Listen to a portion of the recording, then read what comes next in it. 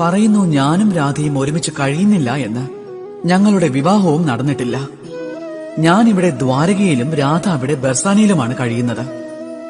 എന്നിട്ടും ഇത്രയും പ്രണയം എങ്ങനെയാണെന്ന്, ഈ ബന്ധം എങ്ങനെ നിലനിൽക്കുന്നുവെന്ന് ഞാൻ നിങ്ങളോട് അത് ലളിതമായി പറഞ്ഞു തരാം. നിങ്ങൾ എല്ലാവരും നിങ്ങളുടെ കണ്ണാടിയിൽ നോക്കിയാലും എന്നിട്ട് 2 കണ്ണുകളിലേക്കും നോക്കി നിങ്ങൾ ചോദിക്കൂ, അതായത് 2 കണ്ണുകളും ഒരുമിച്ച് അടയുന്നത് എന്തുകൊണ്ടാണെന്ന്, ഒരുമിച്ച് തുറക്കുന്നതും എന്തുകൊണ്ടാണെന്ന്.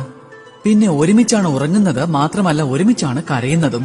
ആജീവനാന്തം ഒരു വ്യക്തിയുമായുള്ള ബന്ധം ഉറപ്പായും കാത്തുസൂക്ഷിക്കാനാകും, ആ വ്യക്തിയെ കണ്ടില്ലെങ്കിൽ പോലും.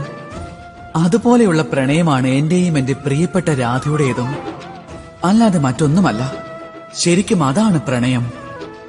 2 കണ്ണുകളെ പോലെ അവർ പരസ്പരം കാണാറേയില്ല, പക്ഷെ എന്നേക്കുമായി പരസ്പരം ബന്ധപ്പെട്ട് കിടക്കുകയാണ്.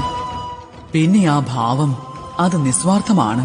അതുപോലെ നിസ്വാർത്ഥമാണ് പ്രണയം. നിങ്ങളെ സന്തോഷത്തിലേക്കാണ് അത് കൊണ്ടുപോകുന്നത്.